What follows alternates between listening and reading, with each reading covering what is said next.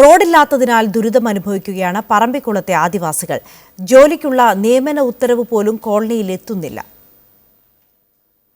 പറമ്പിക്കുളത്തെ മുഴുവൻ ആദിവാസി കോളനികളുമായി 400-ലധികം പേർ 10ാം ക്ലാസ് വിജയിച്ചിട്ടുണ്ട്.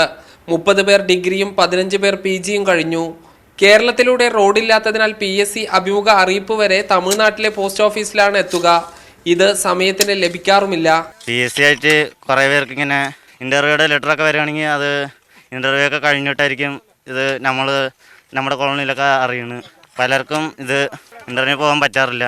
ദേവേന്ദ്രൻ എന്ന് പറഞ്ഞിട്ട് ഞങ്ങളുടെ ഇവിടെ ഒരു ഏട്ടനുണ്ട്. അത് ഒരു 5 വർഷത്തിന് മുമ്പ് ഇതുപോലെ ഒരു പോലീസിൻ്റെ ഒരു ലിസ്റ്റിൽ വന്നിട്ട് ഇങ്ങനെ ലെറ്റർ വൈകിട്ട് ആ ജോലി പോയ സാഹചര്യമൊക്കെ ഉണ്ട്.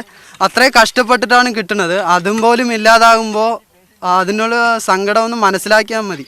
വിവിധ സ്ഥലങ്ങളിലെ ട്രൈബൽ ഹോസ്റ്റലുകളിൽ താമസിച്ചാണ് വിദ്യാർത്ഥികൾ പഠിക്കുന്നത്.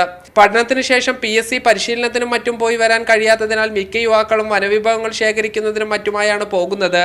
ആദിവാസി യുവാക്കൾക്കായി സ്പെഷ്യൽ റിക്രൂട്ട്മെന്റുകൾ നടക്കാറുണ്ടെങ്കിലും പറമ്പിക്കുളത്തുകാരോടുള്ള അവഗണന തുടരുകയാണ്.